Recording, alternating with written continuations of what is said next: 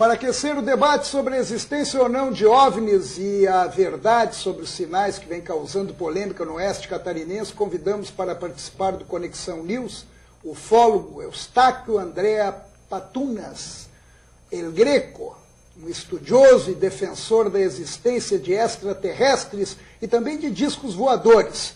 Boa noite. Boa noite, Paulo. Obrigado por ter vindo. E também conosco, mas com uma opinião fundamentada e contrária, recebemos o professor Adolfo Stotz Neto, presidente do Grupo de Astronomia da Universidade Federal de Santa Catarina. Boa noite. Boa noite, Paulo. Obrigado por ter vindo. Prazer. E existe ou não ET, professor? Não. Existe, não. Mas aqui diz que existe. E agora? É isso que nós vamos discutir daqui a pouquinho.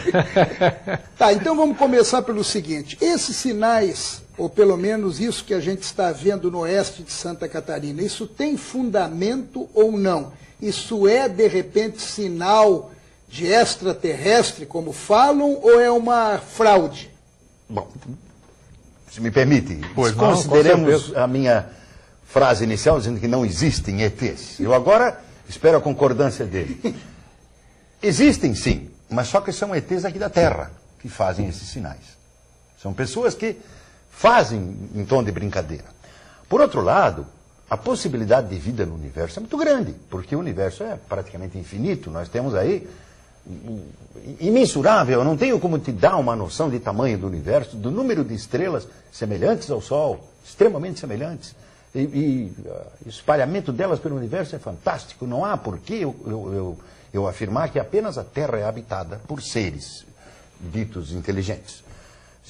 Ditos inteligentes. Né?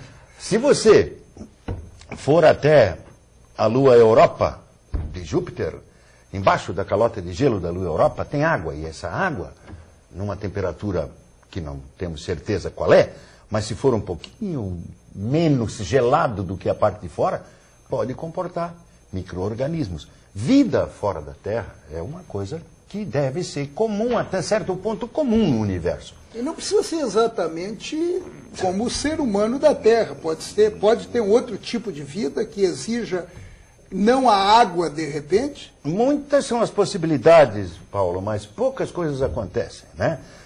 É evidente que o universo é homogêneo e isotrópico, ou seja, o universo, em qualquer lugar que você for do universo e olhar para o resto, você vai ver estrelas, galáxias, meteoros, meteoritos, parari, parará. Ou seja, o universo não tem uma distribuição especial. Os elementos da tabela química que nós conhecemos são os que existem no universo. Sendo que 90% do universo é hidrogênio, o resto é poeira. E é dessa poeira que nós somos feitos. É dessa poeira que os seres vivos são feitos. Né? É evidente que a possibilidade de existir em outros mundos habitados ou não é muito grande. É claro que para afirmar que existem eu teria que ter uma prova cabal, né? Cabe ao acusador o ônus da prova. O senhor tem essa prova? Eu não tenho a prova de que existem extraterrestres. Mas, por outro lado, eu já tive desde pequenininho, desde os meus 10 anos de idade, eu vi disco voador, o que muita gente ainda não viu, ou já viu, né, não pôde. Eu já vi disco voador. O que eu digo disco voador? É um objeto discoidal, realmente como diz disco voador, 2 pratos interpostos, não foi uma única vez. Vi com os meus próprios olhos, chamei meus pais, meus amigos, em 3 ou 4 ocasiões, discos voadores. Luzes voando no céu, isso aí já vi muitas coisas, mas esses são os UFOs, ou os OVNIs, os objetos voadores não identificados. Em sendo não identificados, eu não posso chamá-los de discos voadores. Agora, se existe disco voador, que eu já vi, muita gente já viu, pode ser coisa fabricada aqui na Terra, que muitos governos dizem que não é. Tem-se a história da tentativa dos nazistas na Segunda Guerra, né? Tentaram fazer alguns discos voadores que no meu estudo todo esse tempo não saíram do chão. Então, se alguém tripula esses discos voadores, quem são esses? A maioria das pessoas costuma dizer que devem ser extraterrestres. Podem ser extraterrestres, podem não ser extraterrestres. Não é porque eu sou ufólogo que eu acho que lá dentro dos discos voadores tem ETs. Porque eu não parei, não identifiquei nenhum, não entrevistei nenhum até hoje. Mas eu creio que há, como disse bem o professor, que eu não duvido que exista vida fora da Terra. Isso eu não duvido. Eu não posso dizer que não. Agora, eles nos visitam, interagem conosco? Não posso te afirmar, mas existem muitas coisas estranhas que fazem com que a gente, ao menos, tenha dúvidas sobre o fenômeno ou não. Agora, os senhores certamente já leram um livro da minha época de adolescência, eram Os Deuses Astronautas. Com toda certeza. Um livro que fez um grande sucesso na época e que mexeu com muita gente. Aquele livro conta algumas, ou pelo menos levanta algumas dúvidas. Agora, voltando ao assunto, que estava naquele livro, voltando ao assunto daqui, quem está fazendo aquilo é alguém que está fazendo uma brincadeira de mau gosto, de repente, ou aquilo tem algum fundamento científico? Você se refere ao livro do Daniken? Não, eu estou falando agora aqui em Santa Catarina, depois eu volto para o livro do Daniken. Aqui em Santa Catarina, eu conhecendo, me permite? Não, sim, claro. Pois não. Conhecendo o assunto já há muito tempo, pesquisando círculos ingleses, tudo, eu tenho absoluta certeza, pela simplicidade, por ser tão rudimentar aquele círculo, pelo tamanho dele e pela simplicidade, é óbvio, ululante, eu ponho a mão no fogo, ponho minha reputação dizer que aquilo lá é de autoria humana. Por mais perfeito que seja, fazer um círculo perfeito é a coisa mais simples do mundo. Então, aquilo em Ipaussu, indubitavelmente é humano. Não que se questione os demais de todo mundo. Nós estamos falando especificamente de Ipaussu. Agora o professor até falou que é fácil fazer, pega uma tábua. Facílimo. Veja bem, eu recomendo um segundo livro, Nem Deuses Nem Astronautas, de um físico americano que faz o contraponto. Porque as afirmações contidas no Eram os Deuses Astronautas, elas são, sabe, tipo horóscopo feito em cima da hora. O horóscopo é assim, Zé, você hoje vai sair à rua e provavelmente vai encontrar alguém que há muito tempo você não vê. Ora, isso é uma questão muito genérica aí. Se você amanhã ou depois encontrar alguém que você faz tempo que não vê, você vai dizer, pô, o cara tem razão. E assim vai. Então, o livro do Daniken é cheio dessas generalidades. Se sabe, por exemplo, na planície de Nazca, aqui no Peru, que aqueles desenhos feitos nas pedras representavam as constelações do céu que os incas tinham ali, a constelação do macaco, a constelação de E por que aquele tamanho gigantesco? Para o Deus de cima atender. Então, o mito... Porque o senhor já tem uma visão diferente disso. Não, eu tenho uma visão, não, que eu defenderia, faria uma interrogação, o porquê disso. É uma questão religiosa, Por que aquele tamanho, né? Religiosidade. Por que a pirâmide do Egito é tão grande, né? Por que o Colosso de Rhodes era o que é?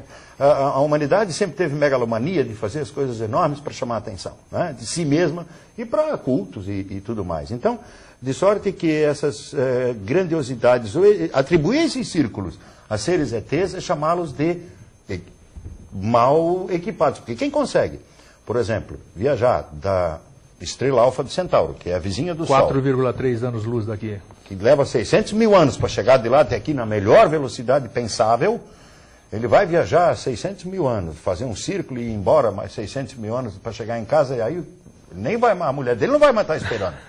Com certeza, não é verdade? São 1.200.000 anos para o cara vir aqui fazer um círculo e voltar. Será que ele consegue vir e voltar? Em nome dessa mísera lógica tão elementar, você já pode eliminar. Mas dá para tratar isso com lógica? Não, isso é parte do emocional humano, eu acredito, né? Vamos fazer uma brincadeira, porque você na internet você tem a receita. Uma tábua, como você me perguntou, uma tábua, uma corda e uma estaca. Eu prendo a estaca, amarro a corda, boto a tábua e vou amassando. Isso só acontece em trigo e cevada. E culturas desse tipo. Por que não cana-de-açúcar? Por que não cana-de-açúcar? E não uma plantação de café. Porque o trigo é fácil de esmagar, né? De amassar com a tabuinha. Eu subo em cima e ele se comporta obedientemente ao que eu mandar. Você não faz isso em plantação de cana, ou seja lá o que for, outras plantações, né? E cevada e tal. Ou então os ETs gostam de pão e de cerveja. Porque só fazem no trigo e na cevada, então... Eles vieram aqui para tomar um trago. O senhor que é estudioso de ET... Não, estou achando interessante as colocações dele aqui, eu tenho que rir, né? De repente é cerveja e pão que eles... Não, pode ser, mas sabe o que é o interessante disso, Paulo? É que o verdadeiro ufólogo, nós estamos brincando, é bom a gente bater papo descontraído, como você falou. E a ideia é descontração. Exatamente, o verdadeiro ufólogo, aquele que estuda o fenômeno, já é complexo. Você fala, o que você é? Ufólogo. Pô, é maluco, está estudando disco voador, é louco, é de outro mundo. Então, nós já temos um problema de nos identificarmos dessa forma. Se a gente agir de forma irresponsável, o que eu chamo de forma irresponsável? Eu saio daqui, pego meu carro, vou até Ipuaçu, que eu não conhecia, apesar de 20 anos em Santa Catarina, não conhecia este município. Conheci por essa notícia. Pois eu nasci aqui, não sabia. Você também não. 700 quilômetros, sei lá quanto, eu chego lá para ver um círculo daquele. Para ver como Santa Catarina é rica e belíssima. Não tenha dúvida, não tenha dúvida. Agora, eu chego lá, como um bom ufólogo que eu acho que eu sou, eu vou eliminar todas as possibilidades primeiro, todas.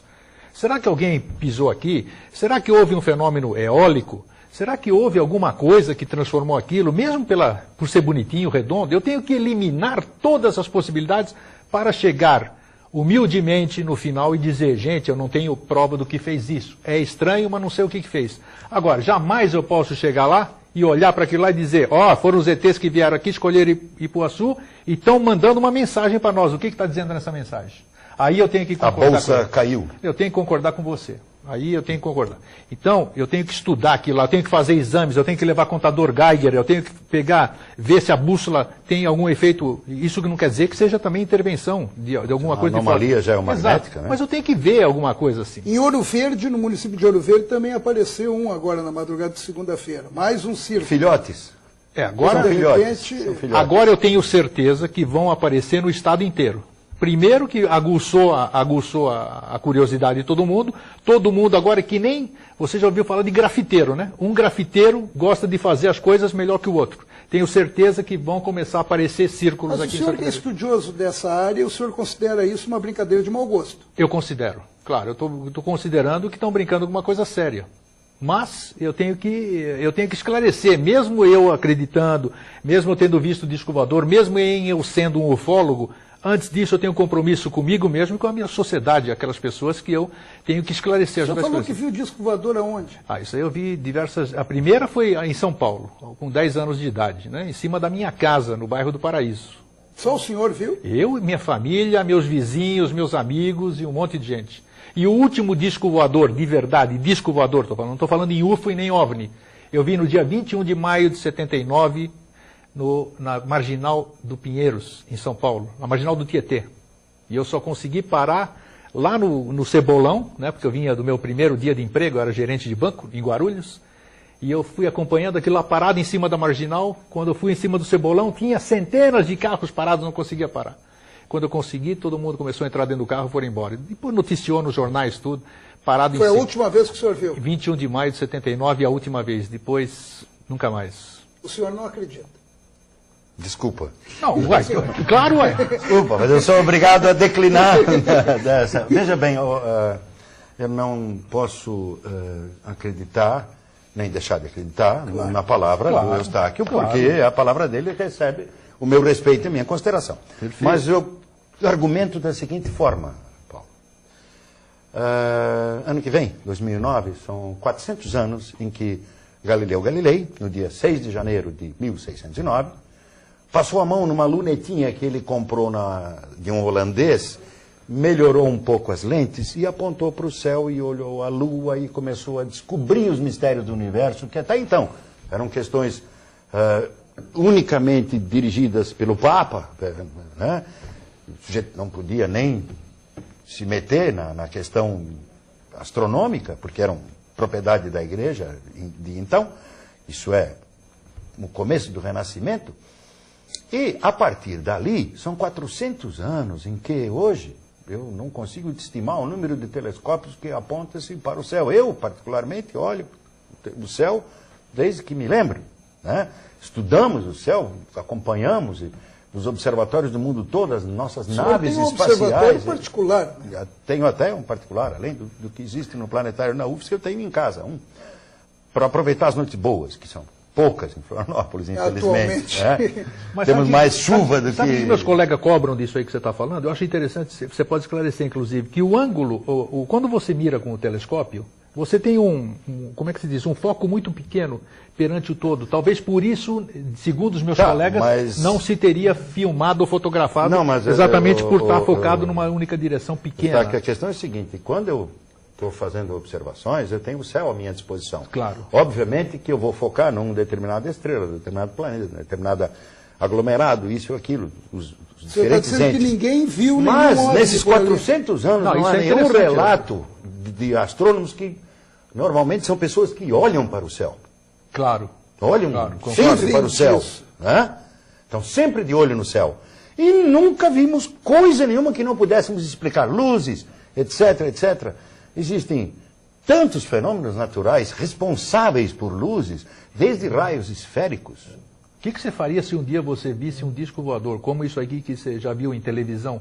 Uma pergunta até curiosa, vamos dizer. Como é que você ficaria quieto? Que a gente Não, sabe eu que você... bateria na porta e disse, agora já que vocês existem, me bota para dentro.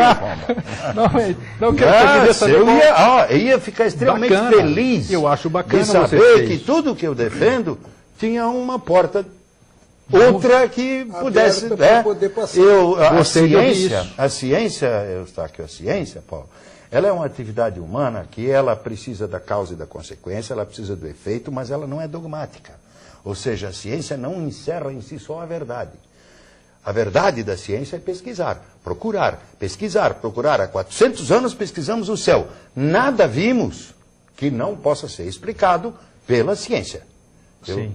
Eu penso assim, se os ETs, os discos voadores, voadores, é. ou seja lá o que for, de outra civilização extremamente avançada nos procurar, por que ela não faz contato com as universidades ou com os governos e tal e coisa? Porque sempre o contato é restrito e parece que alguns abençoados conseguem ver disco voador. A maioria dos estudiosos e das universidades, das pessoas que se dedicam, não consegue.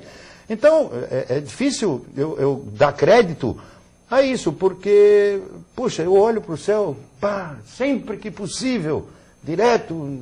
Você acha... Diariamente nunca vi nada que não fosse hidrometeoros. Frustrado? Frustrado de não Você ter acha que esse por disco voador. você não ter visto, não existe? Não só eu não ter visto. As outras pessoas que viram, o que você acha? Quantos que viram? telescópios tu achas que estão apontados hoje para o céu no planeta? Muitos.